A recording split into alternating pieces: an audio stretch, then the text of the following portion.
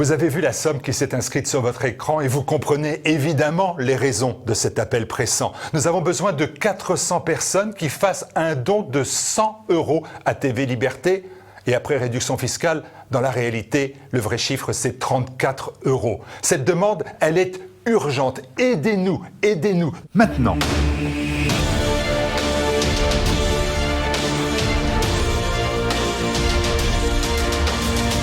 De tout cœur, un grand merci.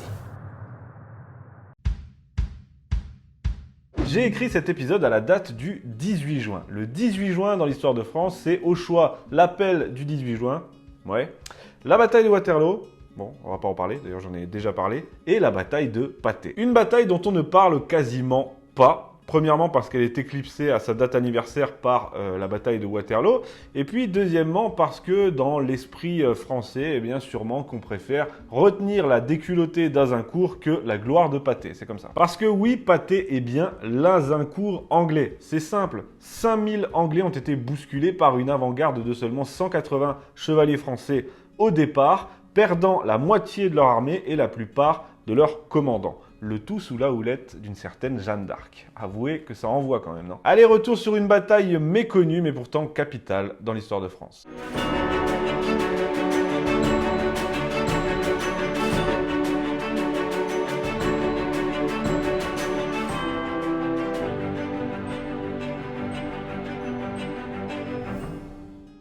La bataille de Patay se déroule le 18 juin 1429, année de la reconquête de la France sous l'égide de Jeanne d'Arc. On est alors en pleine guerre de 100 ans et toute la partie nord de la France, au-dessus de la Loire, est occupée par les Anglais et leurs alliés bourguignons. Le roi Charles VII n'est pas reconnu, il est dans une situation périlleuse jusqu'à ce qu'arrive une petite paysanne du nom de Jeanne qui va, en quelques semaines, lui redonner la confiance et l'élan dont il avait besoin. Cet élan, il commence de manière fracassante avec la levée du siège d'Orléans le 8 mai 1429. Cet épisode, tout le monde le connaît, enfin quand je dis tout le monde, voilà, vous m'avez compris, je ne parle pas des téléspectateurs d'Hanouna. Tout le monde le connaît donc plus ou moins, mais ce qu'on sait moins, c'est ce qui a suivi, c'est-à-dire la campagne de la Loire, puisqu'après le siège d'Orléans levé, eh bien on a enchaîné avec cette fameuse campagne de la vallée de la Loire, avec Jeanne d'Arc muée en véritable chef de guerre inarrêtable. L'objectif pour l'armée royale après Orléans, c'est de récupérer le contrôle de la Loire et particulièrement de ses ponts.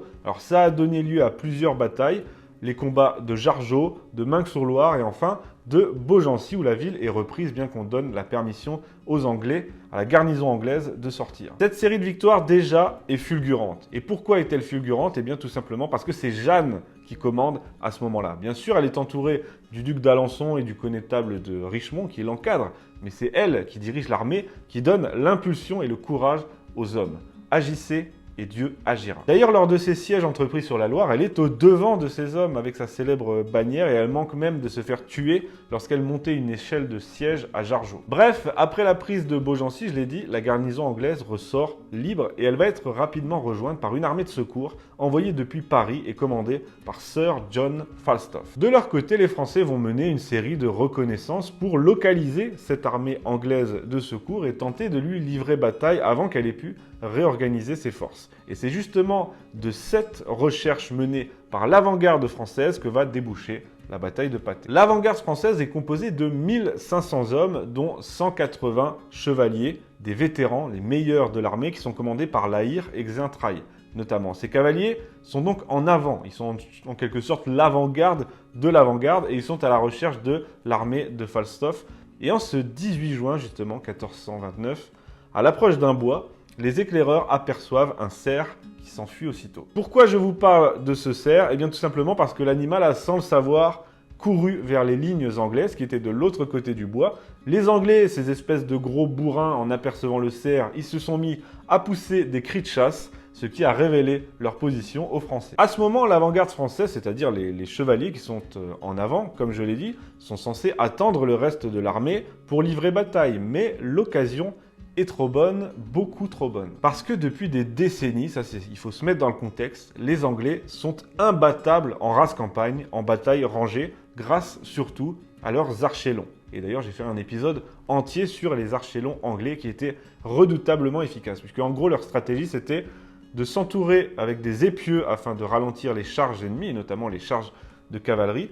Pendant ce temps, les Anglais faisaient pleuvoir des flèches sur eux, puis ils reculaient et ils replantaient de nouveaux épieux, de nouveaux pics, et ils renouvelaient l'opération jusqu'à anéantir totalement l'armée ennemie. C'est comme ça que toute la chevalerie française a été anéantie à Azincourt et dans bien d'autres combats, car les Français, eux, privilégiaient à ce moment-là la charge de cavalerie lourde. En gros, c'est l'honneur chevaleresque qui envoie contre la bonne petite ruse tactique à l'anglaise, quoi. Le problème, c'est que ça fait des années que ça marche pour les Anglais. Sauf que cette fois, les archers écossais, qui étaient donc de l'autre côté du bois, qui se sont fait repérer, ils n'ont pas eu encore le temps de se ranger en ordre de bataille, de planter les épieux. Donc ils sont là, en train de glander, de faire des barbecues, ce que vous voulez, et ils sont donc vulnérables. L'occasion est donc trop belle, je l'ai dit, et c'est pourquoi aussitôt, la chevalerie française menée par La Hire va les charger par le flanc. Et là, c'est la débandade pour les archers écossais. Le corps d'archer est littéralement broyé sous la charge et écrasé,